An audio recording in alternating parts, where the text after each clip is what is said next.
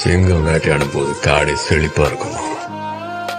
அப்ப அது பசியோடு இருக்கும் போது காடும் பட்னி கிடக்கணும்.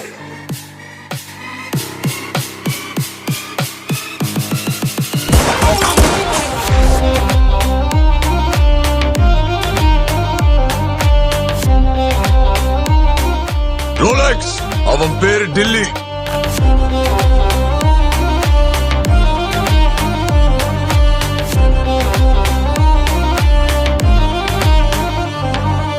ஆரம்பிக்கலாமா?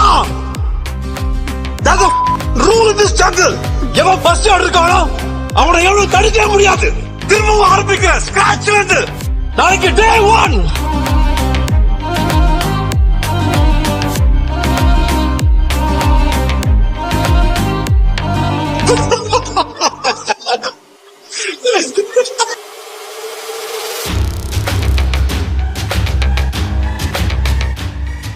என்ன நினைப்பு கூப்பிட்ட?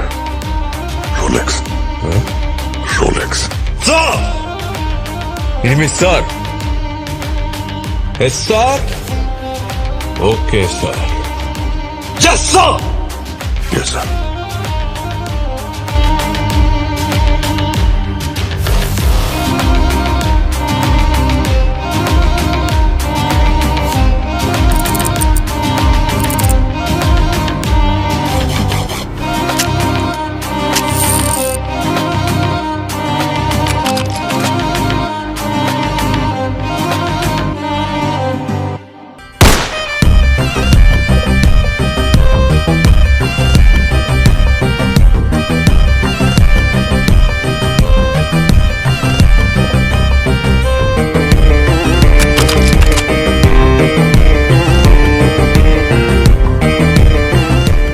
நேரத்துல வீரங்க எல்லாம் அடிக்கடி சொல்ற வார்த்தை என்ன தெரியுமா?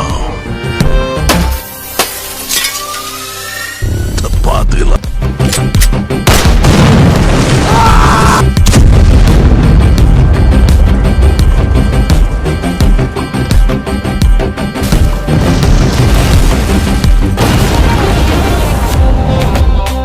Rolex! All right! It's all right!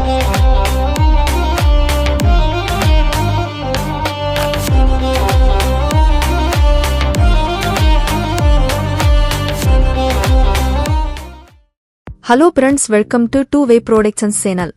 நடிகர் கமல்ஹாசன் நடிப்பில் வெளியாகி ஏராளமான ரசிகர்களை கவர்ந்த படம் விக்ரம். லோகேஷ் கனகராஜ் இயக்கத்தில் வெளியான இந்த படம் இண்டஸ்ட்ரியல் ஹிட் அடித்தது.